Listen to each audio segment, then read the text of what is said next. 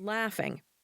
Not socially acceptable, I reminded myself, searching for the right words to offer this stranger. Oops. Are you shitting me? I hadn't meant to hit a human target. Wasn't that obvious? Wait. I had not considered the mail carrier. I would absolutely have to modify the radius to avoid hitting anyone walking up to the front door. But what if the birds figured out they could avoid the spray by taking the same route? That would do nothing to solve the problem of the birds not only eating my grandpop's flowers, but also pooping all over the walkway. The woman cleared her throat, making me aware that I'd gotten lost in my thoughts. I am trying to scare the birds away. Well, I'm no bird. I couldn't stop myself from staring at her hair.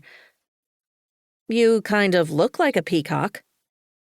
She extended a wet magazine. Would you give this to Marv? Sure. She smiled at me oddly with a lot of teeth. Bless your heart. If it's not too much of a bother, tell him it's not my fault it got wet. Her tone suggested that she was upset with me. I'm sorry you got wet. Even though I apologized, she still had that funny smile when she turned to go, running to avoid the hose when her movement activated another spray. She was agile and fast, so the hose barely got her, but she yipped anyway as she ran to the sidewalk and out of sight. I walked over to the spigot and cranked off the water. I'd have to mess with it after dinner. Your military Times is wet, I said, joining Pops at the table. I see that. Is the rest of my mail wet too? I didn't get the mail carrier, and I'll adjust the spray so it doesn't hit them. But I might have to set it to sweep the lawn area.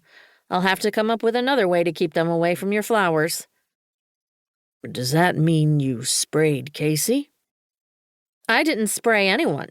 The hose sprayed a woman with peacock hair and a funny accent. He nodded. That'd be Casey. You gave her a towel, didn't you? A towel? Was that what she was waiting for me to do? Adrienne Iris. His tone and expression were stern. You let her stand there dripping wet? She gave me the magazine and ran away. I told you it was foolish to try to set up something to squirt those birds. You can take it back and save your money. I'll think of something else. There are too many to ignore them.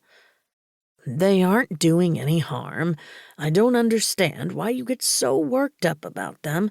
You're making yourself miserable, and you're going to get me into trouble with the neighbors. There are plenty of folks who love those birds. Like Casey? Is she your neighbor? It looked like she walked here. I've told you about her before, the nice gal from Mississippi. You didn't say she looked like a peacock. A peacock? Her hair looks like she's one of the males ready for mating season. Maybe she was hoping to meet you. I told her you've been coming over some weekends. He took a bite of his burger. I liked burgers because there was no silverware to clink on his plate, but I hated it when he had fresh kale that crunched noisily. Why would she want to meet me? I bit into my burger, hoping to tune him out with my own chewing. I told her I had a granddaughter her age. It's hard to meet people when you move across the country. I thought she could use a friend.